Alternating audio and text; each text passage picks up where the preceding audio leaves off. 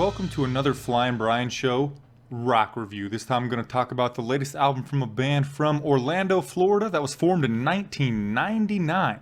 I'm going to talk about Trivium today and their latest album called Silence in the Snow. Before this album, they have released 6 other albums, making this their 7th studio album. Before this one, they had Ember to Inferno, 2003, Ascendancy, 2005, Their Crusade, 2006, Shogun, 2008, In Waves, 2011. In 2013, they dropped Vengeance Falls, and Silence in the Snow was released on October 2nd, 2015. Of course, I'm recording this a few days after that because if you listened to any of my album reviews before this one, you know that I like to listen to the album over and over and over again before I give my final verdict on the album as a whole, and before I know what I think of each and every song on the album. The men who are responsible for creating this piece of musical art are Matt Heafy, lead vocals and guitars, Corey Bolu, guitars, Paolo Gregoletto, bass guitar, Matt Madero, drums and percussion, Michael Elvis Basquette was the producer, and Josh Wilbur was in charge of mixing. I'm going to talk about each song individually. Then I'm going to grade the entire album from A to F and 1 to 100. Then I'm going to tell you if I think that you should purchase this album or not. It's an 11-track standard edition, 13-track special edition for a total of 52 minutes and 57 seconds in length, beginning with Snowfall. It's just an intro track, but it's pretty neat. It's about 1 minute and 28 seconds of just orchestral music, and it leads us right into track number 2, and the title track on this album called Silence in the Snow.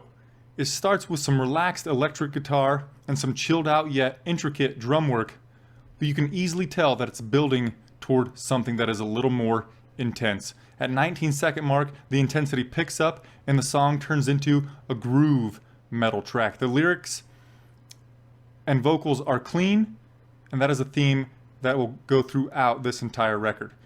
Of course, a lot of Trivium's previous work featured growling style vocals, but that isn't something that is going to be prevalent or even there at all on this record. Lead vocalist Matt Heafy said in an interview with blabbermouth.net, "You may not dig this, but know that since I was 12, I wanted to be a great singer. I screamed because I couldn't sing. I am proud and excited to finally be able to do what I love the way I love. Don't love it? Our old stuff still exists. Love it? Awesome. I love both sides of you all regardless. Screaming is easy, singing is hard. I've always been a fan of what's harder. If you love the old stuff, listen to the old stuff. It's there, and we will still play it live." There's a little mini guitar solo that happens at about the 1 minute mark. There's also another solo at about 2:40. Paolo Gregoletto on the bass guitar is even prevalent throughout this track. This track really tickles my fancy for about the last 30 seconds. When the breakdown happens, it is nothing short of magnificent. I fucking love this song. I've had it on repeat ever since about the 3rd time I listened through the entire album.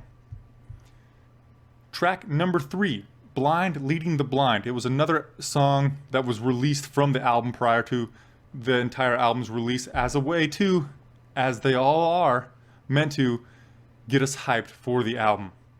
Semi-crunchy guitar starts the show with some periodic fun drums. The pitch of the guitar raises before Heafy comes in with those once again clean vocals. Vocally, I love this track. Losing my faith in the world that surrounds me. Am I? Am I the only one constantly questioning it all? Where I'm currently in my life, this song really speaks to me.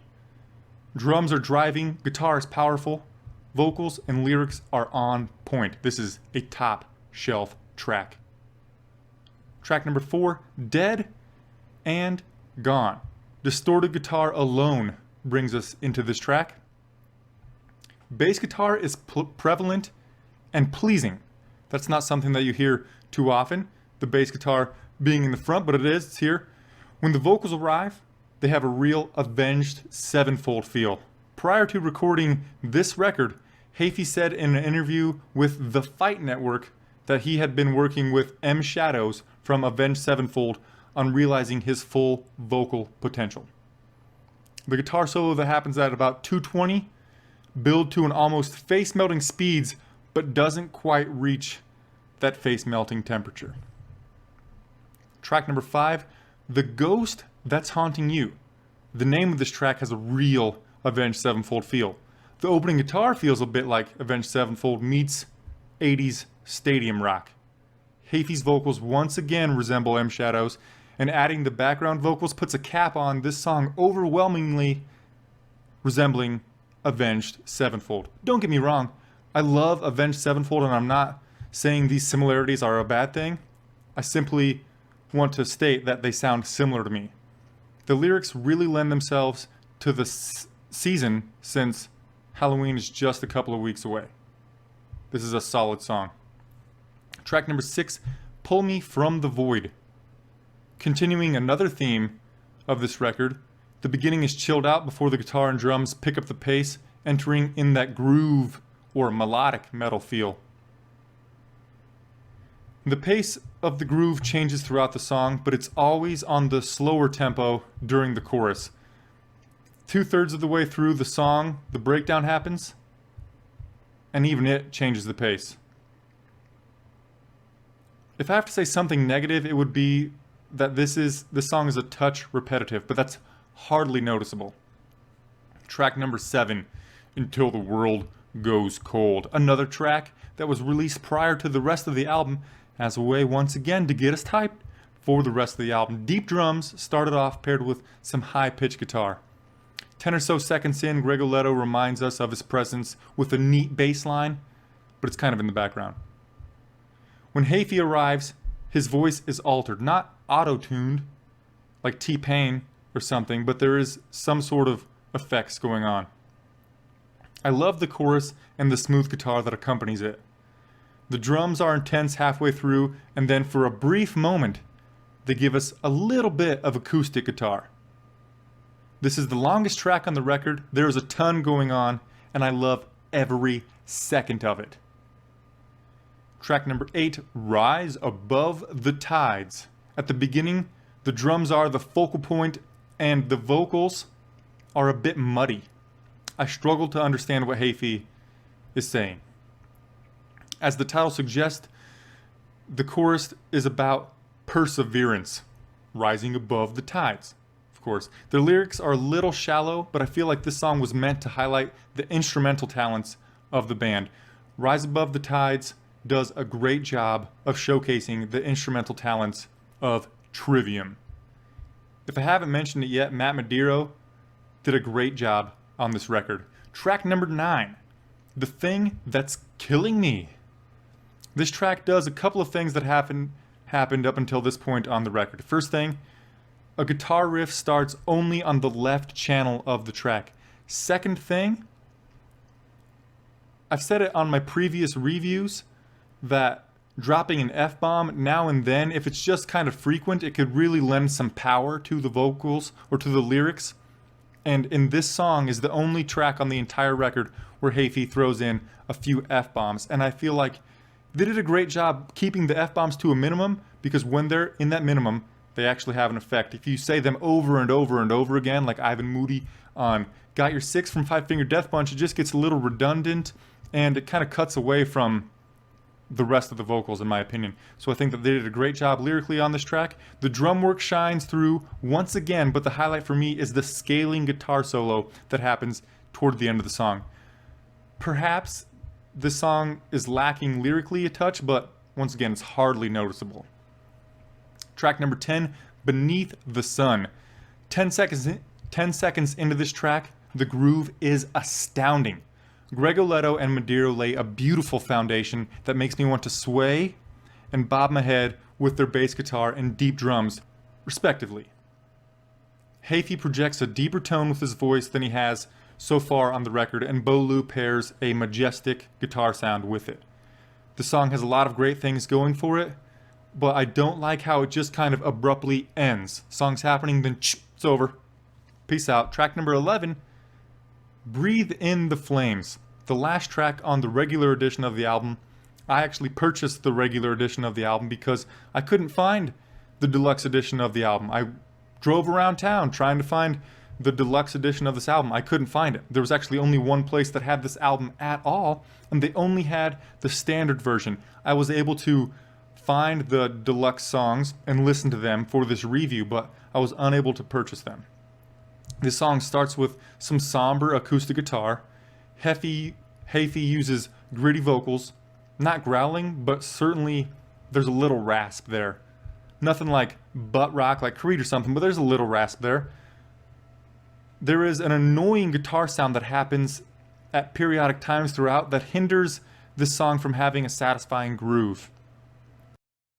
The breakdown and guitar solo is kind of weird, but I think that it would be fun to see live. The song ends with the same acoustic melody that it started off with. That annoying guitar sound that I said hinders this song from being top tier. The first of two tracks that were deluxe tracks, or track number 12, Cease All Fire.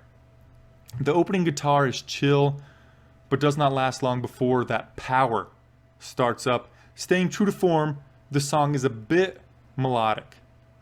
At times the bass guitar is a highlight and even a focal point, which isn't normal. The lyrics are really dark. I like how once again there is some channel isolation. This time the sounds are predominantly in the right channel. Just for a brief second, it's not overwhelming, but I like how they'll start like a guitar riff only in the right side and then it'll flow into the whole thing. If you're like me, you listen to everything with headphones. I play video games, headphones. I'm listening to YouTube videos, headphones. Songs, headphones. Unless you're driving, because actually that is illegal to drive with headphones because then you can't hear traffic and whatnot. But other than when I'm driving, I'm always using headphones. Just by me talking about this track, it sounds great, but there aren't that many things that raise the bar on this track. It's good, but not great. The last track, track number 13, The Darkness of My Mind. Simple repetitive guitar starts the show along with some really powerful drums. The lyrics that follow shortly after are intriguing, and the vocals at the beginning feel grand. And by that I mean like it just sounds very full. The sound from the vocals are extremely full and grand. The lyrics go along with the title of the track, as they should, and I find them fascinating. Oftentimes in my life, I've been able to relate to the words that Hafey is saying in The Darkness of My Mind. The drums are some of my favorite on the entire record. There is that annoying guitar sound a few times again in this song, but I didn't catch on to it until like the fourth time I listened through the album. And the guitar solo is a lot of fun, but it's almost too short. Once again, the song ends too abruptly for my taste, and especially with it being the last track on the album, I don't like how it just kind of cuts off. It's like a cliffhanger. They're cliffhanging me for the next album, like as if it were a 30-minute television show, wanting me to come back next week. It just kind of cuts off. It's a great track. I like it a lot, but I don't like how it just quapow ends. Now it's time for the grade. I personally give this album a 90 out of 100, or, borderline B+, but I leaned and gave it an A-. Like I said, a 90 out of 100. I know that a lot of Trivium fans are going to be upset that Hafey uses clean vocals throughout. They like when he used to scream or growl or whatever, but in my opinion, I like clean vocals a lot better than growling vocals. And if there's going to be any screaming or growling, I would prefer to have a 60-40 singing to screaming ratio at most. 75 singing, 25 screaming, great. 100% singing, that's cool. Maybe 90-10 would be perfect. And a lot of Trivium fans are going to say that Trivium went soft with this album. And while I can't do much to disagree with that, people like myself who prefer the clean vocals are going to latch on to this album from Trivium. And like Hafey said in that interview from blabbermouth.net that I told you about earlier, I feel like they're going to gain a lot of fans because he's using these clean vocals. I feel like here is a level of rock and roll that I love. here is even more hardcore. Trivium used to be here and they've went to here. I did an album review of Shinedown where they started here and now they're here. They're lower, they're softer. And this is the magical amount. Trivium started too heavy for me, now they're perfect. Shinedown started perfect, now they're too soft. And that's just my opinion. Of course you can disagree with that, and that's fine. We can still be friends. The instrumentals on this album are outstanding throughout the entire record. The lyrics are exciting and engaging. Haefe's vocal range isn't the best in the business, but I think that he did a phenomenal job with what he has. The 3 tracks the band put out prior to the release of the record, Silence in the Snow, Blind Leading the Blind, and Until the World Goes Cold, are definitely the best tracks on the entire record, with Silence in the Snow being light years above the rest. But I feel like the rest of the songs are really good too. They might not be on Silence in the Snow's level, but they're still really good songs and they're really solid as well. Easily, Silence in the Snow is my favorite song on this track. I have listened to that track probably 20 times in the last 5 days. That's quite a few times for me. Since I told you that I listened to the album 6 to 7 times, I've listened to that one song 20 times because I am in love with it. If you like bands such as Avenged Sevenfold, Bullet for My Valentine, and the likes, I feel like this album is 100% for you, and you should, without a doubt, own it. This time though, I don't think that the deluxe tracks are that impressive, so if I were you, I might save the $2 if you have the option of buying the physical CD, of just getting the standard edition and save the $2 on the special edition tracks, because I'm just not that impressed with them. But I do love the album as a whole. I do think that you should own this album as a metal fan, as a rock and roll fan, or like I said, if you like Avenged Sevenfold, Bullet for My Valentine, that sort of thing. And if you don't agree with me or you're skeptical of my opinion, you can go check out the entire album 1 through 13, so it's including the deluxe tracks, on Spotify right now. That's all for me on this episode. Be sure to tell me your thoughts on this album and of my review of this album in the comments section down below. Thank you so much for watching and listening. Namaste.